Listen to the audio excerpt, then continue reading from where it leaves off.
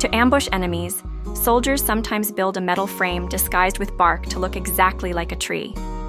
Inside, they can sit and aim through small hidden holes, locking onto targets while staying completely undetected. But the battlefield holds even deadlier surprises. Take this grenade trap, for example. A grenade is placed inside a sturdy iron can, rigged between two trees using a nearly invisible tripwire.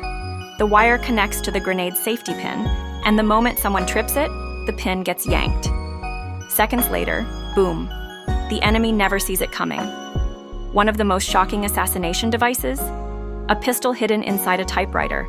A killer secretly swapped a famous German author's typewriter with a rigged version.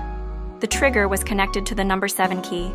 When the writer sat across from a German general and typed, pressing that key fired the hidden gun. The general was shot and killed instantly,